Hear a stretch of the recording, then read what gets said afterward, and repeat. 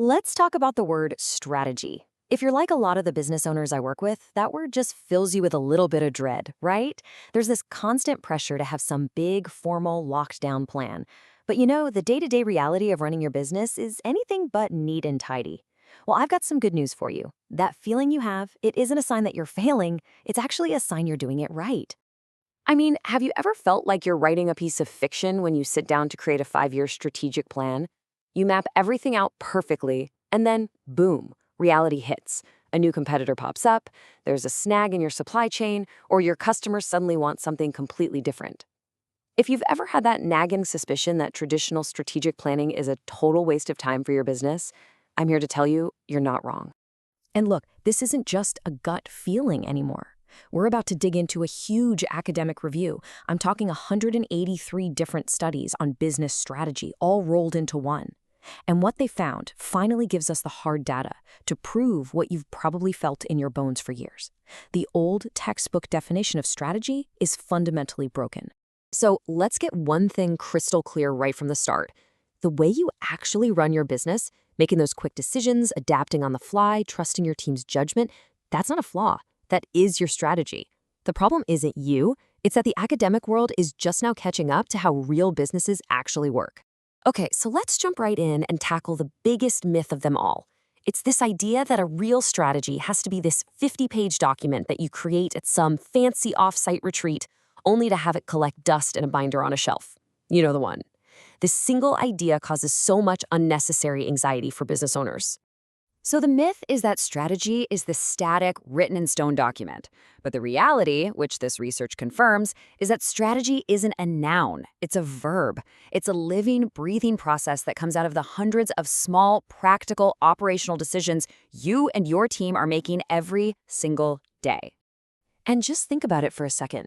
When these researchers actually looked at what was being studied under the big umbrella of strategy, it wasn't these lofty, long-range plans. No, it was things like crisis management, pricing, brand decisions, marketing, customer service. These aren't abstract ideas, right? These are the real, practical, daily actions you take to run your business. That is your strategy in action. And this brings us to a much, much more useful way of thinking about this. It's called strategy as a practice. All it really means is that your actual strategy isn't some document from 3 years ago. It's the visible pattern that you can see in the actions and decisions your team makes every day. It's all about what you consistently do, not what you once planned to do. All right, let's move on to myth number 2. Now this one is a little bit more subtle. It's this strange idea that strategy is made by some faceless, abstract thing called the organization, instead of, actual human beings. Just look at this data from the report. It is staggering. Across all of these studies, the organization was named as the key strategic actor an absolutely overwhelming number of times. And actual people, employees and managers, they were barely a blip on the radar. For years, academics have basically been studying a ghost. The researchers who wrote the report, they put it perfectly. They said the academic world often frames strategy as if it's some magical quality a company just has. And that completely ignores the fact that strategy is made by people. It's shaped by human agency, by our judgment, our intuition, our conversations, and our experiences. To put it more simply, it's like studying the architecture of an office building to understand a company's culture. The building is just a container, a shell. You and I both know the real work, the real innovation, the real strategy happens because of the people inside it, making choices every single day. And that brings us to our third and final myth. And honestly, this one causes so much stress. It's the belief that uncertainty is the enemy, that a good strategy is supposed to predict the future and control every single variable.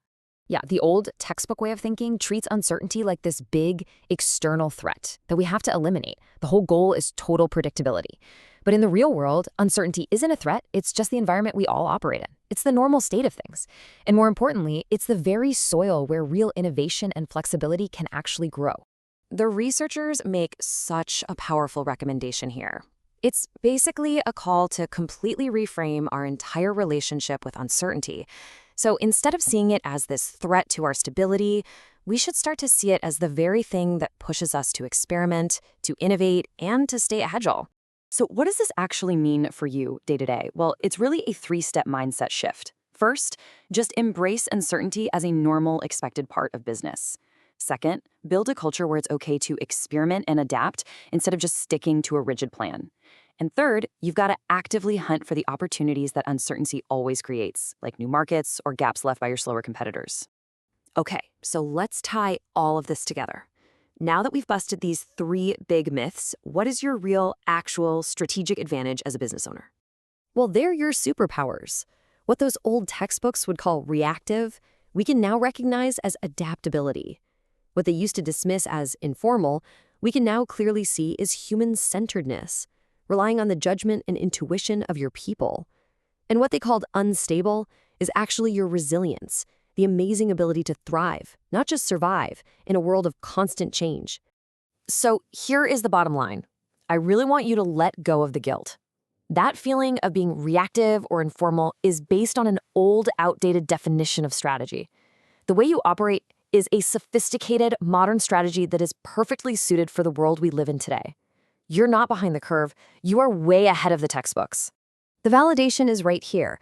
The research confirms what you've instinctively known all along. So my final question to you is this. Now that you have a new language for this, now that you can have confidence in how you work, how are you going to leverage your real adaptable strategy starting tomorrow?